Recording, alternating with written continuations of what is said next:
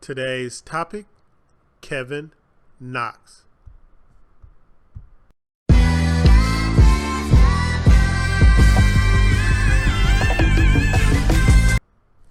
Welcome back to Hustle Hoops.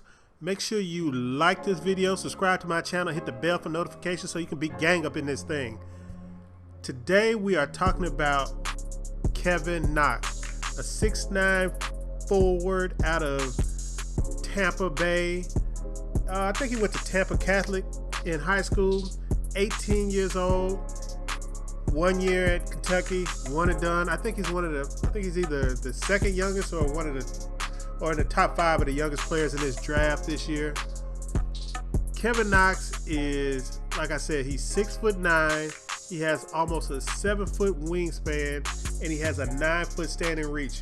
And if you know anything about that 9-foot standing reach is good enough for center size. I think he had like one of the top 10 standing reaches at the combine. Now, one of the things that you have to understand is Kevin Knox came into Kentucky. He was probably the top-rated recruit in Kentucky this year. He came in. He was supposed to be the #1 scorer to lead the big dog at Kentucky this year, but he kind of stalled out a little bit. He had a little rough start in the middle of his freshman year, and that's kind of when Shai Gilgeous-Alexander kind of took over the team and started really. That's when Kentucky kind of came together, and I don't know if it was the shift from Kevin Knox to Shai Gilgeous-Alexander, or it was the shift from Quadre Green to Shai Gilgeous-Alexander that was the big change, and I think it was the latter. But Kevin Knox, if you watch him play, especially if you go back to high school and watch his high school tapes, you'll see that he is a lot more versatile than what he showed at Kentucky. He is the size and length of all the big, the premium wing guys like Kevin Durant, Paul George, those type of guys. He's got that length. But the one thing that he has that other guys don't have, like if you look at my Michael Porter video, I tell you that his handle was a little shaky. Kevin Knox has a handle of a wing. When they say Michael Porter handles like a wing, they're kind of fibbing a little bit. But when you say Kevin Knox handles the ball like a wing, that is the truth. Kevin Knox does have a wing handle. He is very known to, you can watch him bring the ball up, grab and go, take off down the court real easy. He is a natural scorer. He has a lot of stuff in his game. He has a nice drive game. He has a semblance of a step back that's forming. Real strong floater game. And with his length, with that 9-foot standing reach, his floater game is going to be dangerous even in the NBA. It's going to be hard for other defenders to get to it. He's going to be able to do it even if he's put as a stretch 4. He's still going to be able to get that floater off and that runner off. One of the other things he's going to be able to do immediately in the NBA is he's going to be a good spot-up shooter. That was one of his main weapons in Kentucky, and if you notice, I think he was like a 77% free throw shooter, 34% from 3 in Kentucky, but his shot looks very nice. Nice extension, and he quickened that release a little bit during his stay in Kentucky. Very high release. He can get that shot off even when he's guarded. He's not really bothered by guarded shots, and Memphis fans will know it's something. He's got that Rudy Gay thing where he can really get his shot off over anybody at any time he wants. Guys like Paul George, like I said, Rudy Gay, Kevin Durant, wings of this size, length, and athleticism, you really can't bother their shot because they can go over the top of just about anybody. And with the way the NBA is trending with the switching, if you switch on him or switch a small guy on him, he is going to get that shot off at will. He is going to be able to shoot over the top of any kind of small guard or smaller wing that you put on him. And if he really gets going, if you can see some games, and I think one of the games where he really got going was like West Virginia in Kentucky, where he really got his shot going, really got his game going. When he gets going, it's going to take somebody with some size to stop him. There's very few guys right now in the NBA that are equipped to stop his game completely. He is able to drive. Like I said, he's got the spot-up game. very, very, very capable of closing out, attacking closeouts real well with either hand, finishes well with either hand at the rim. The only thing that he does have a problem with when it comes to finishing is he has a little problem with contact. He kind of shies away with contact, and I think that's a more product of his youth than his mentality. I think he needs to get in the weight room, start adding on some bulk, and that's probably going to happen real easy. If you don't know anything about Kevin Knox, his father, Kevin Knox Sr., I don't know if it's Kevin Knox Sr. and Jr. or they're just named after each other, but his father was a football player at Florida State.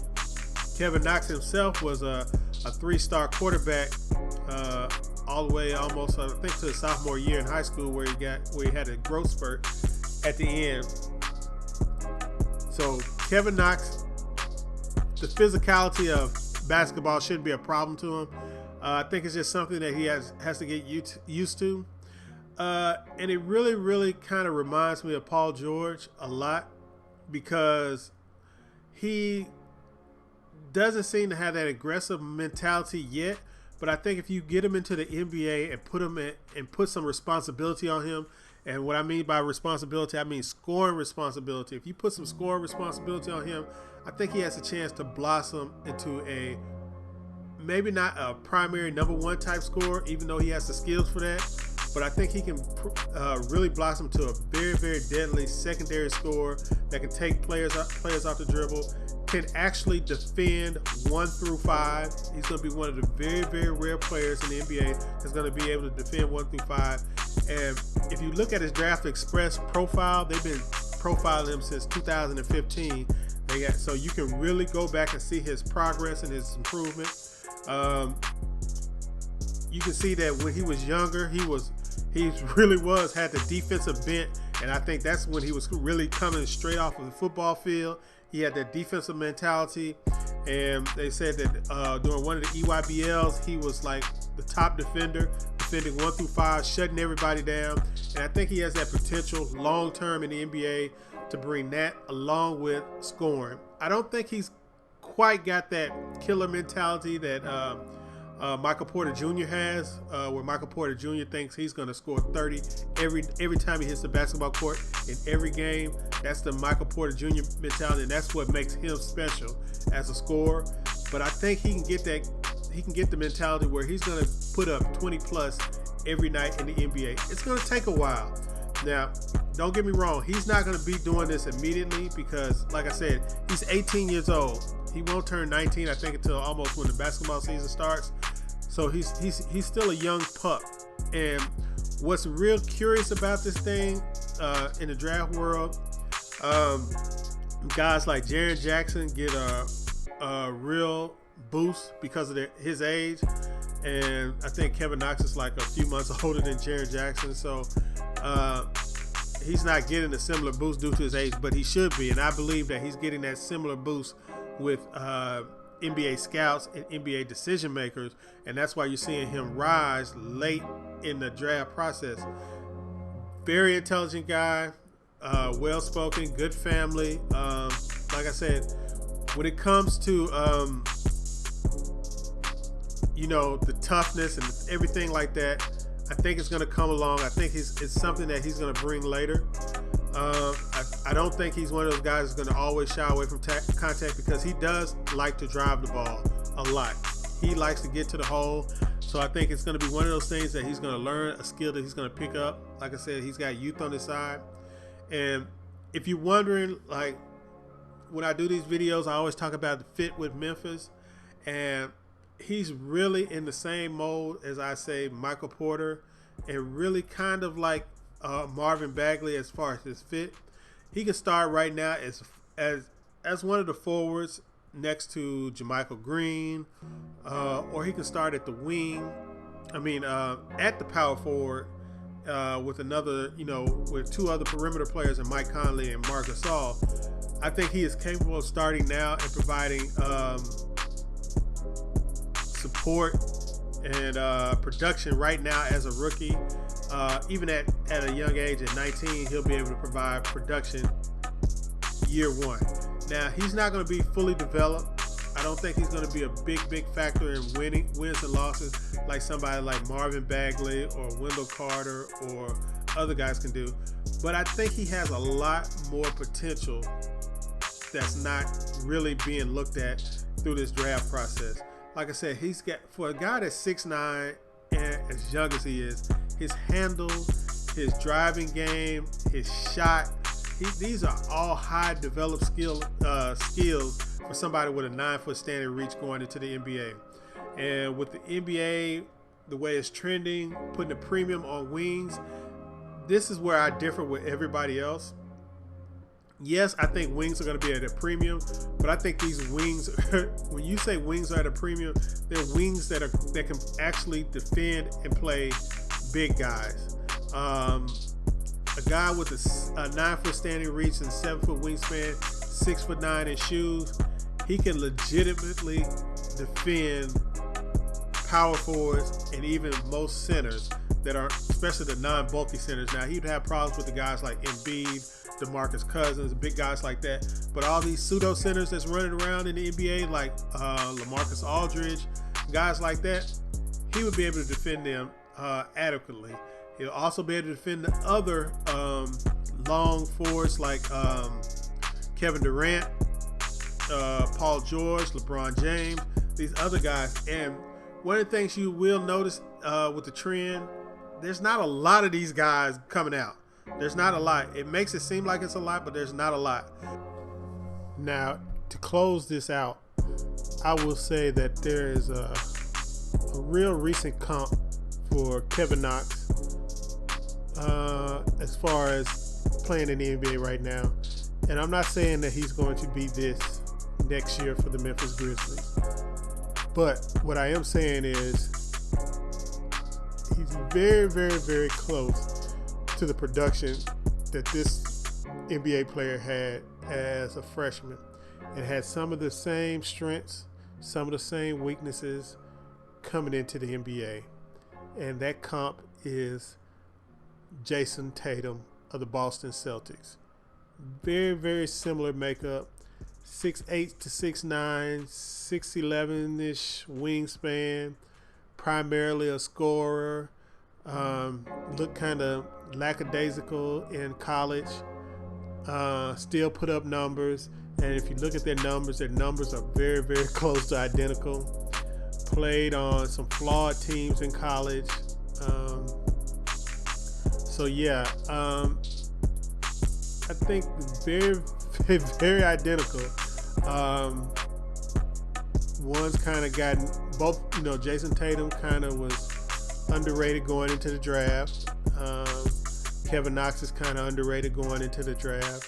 I think he's he's probably after the main group of bigs that are in this draft, he's probably one of the better players, better wings. I mean, you got to think he's in the same category as Miles Bridges, Michael Bridges, or however you say it. And then you have to go back and think, especially when you compare him to the older Bridges, what did an 18-year-old Bridges look like, Michael Bridges look like, when he was redshirting at, I think he was redshirting at UConn then. What did he look like? What kind of NBA prospect was he then? And why would you draft him now over somebody who's bigger, longer, more skilled, just as good a shooter?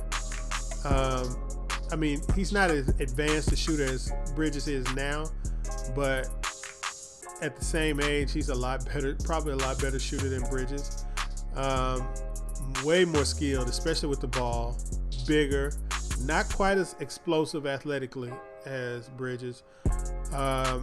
Same defensive potential, because I think a lot of Mikal Bridges' defensive potential is overblown. When you watch him on tape, he's kind of gets a little cooked one-on-one. If I know I've said that before.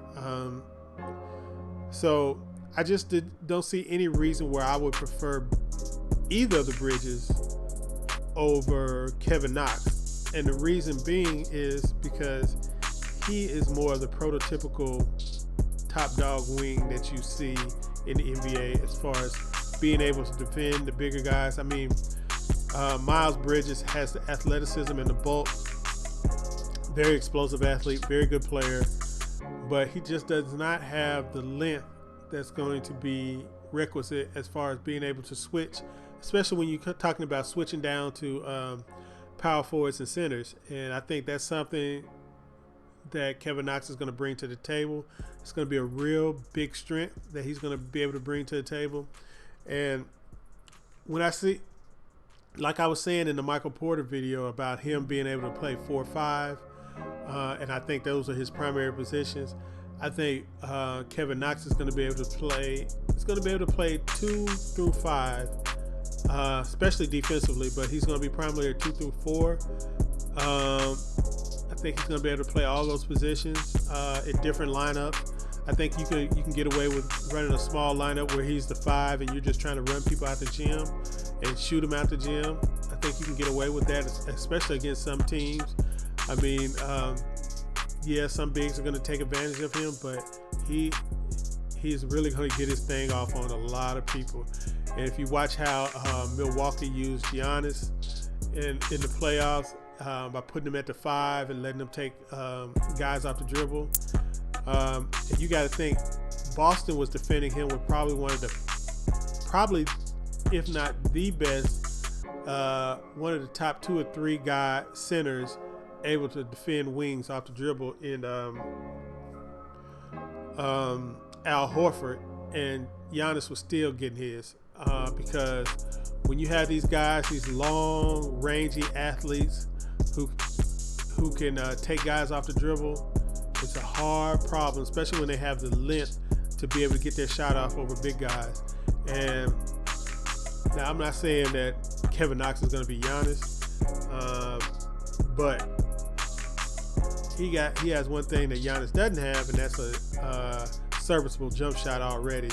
18 years old, and if you can remember back to what Giannis looked like when he was 18 years old, looked a lot like Kevin Knox. Very raw, very skilled, had a nice little base set of skills, very raw. Giannis kind of blossomed when he put on had a growth spurt after he got drafted. Well, some people said he was like that even before he got here, and we just kept caught on late. But he had the growth spurt, and man, but he was a hard worker, and his skill level just allowed him to do some things. So the future for Kevin Knox can be bright depending on how hard he's going to work, and I'm hoping the young man really wants to work hard. And I'm one of those guys that would really counted on getting a super stud from this draft. But the more I look at this draft, I think this draft has a lot of question marks at the top. None of these players are sure things. None of them. A lot of guys can be the best player in this draft, and I think it's going to all depend on situation and how these teams and organizations nurture these guys once they get them in the organization. So it's just like I said all the time, whoever gets drafted by Orlando is going to be a bust. Most likely whoever gets drafted by Sacramento is going to be a bust. But that's just how I feel about those organizations. And to be honest, I really could say the same thing about Memphis, but at least Memphis has, and that's why I have a reservation about Sacramento too, because Sacramento has a recent history of developing some young guys. Orlando has no history of developing young guys. Memphis has a little history of developing young guys. So I would probably take it back on Sacramento as far as their guy being a bust, but Orlando is definitely going to be a bust. Whoever they draft, I don't care who it is. It could be Trae Young, Mo Bamba, Marvin Bagley. They could have Aiden fall to them at 6 and he would still bust out. That's just the way it rolls in Orlando. But like I said, Kevin Knox, high potential, a higher floor, a higher ceiling than a lot of people think. And I don't think his floor is that low either. I think he's going to be a serviceable starter at worst. And when I say that, I mean somebody like Trevor Ariza. Very serviceable starter at worst.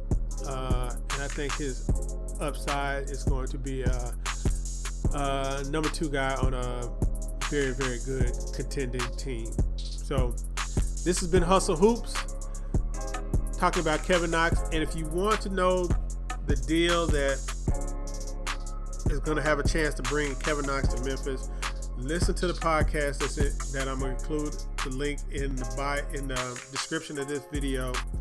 And it's something that you've heard if you're a Memphis Grizzlies fan. It's the number 4 to Chicago for the 7 and the 22 and Bobby Portis. So I wouldn't be opposed to that, even if that gives us Kevin Knox. I wouldn't be opposed to that. Y'all know how I feel about Wendell Carter if he's there.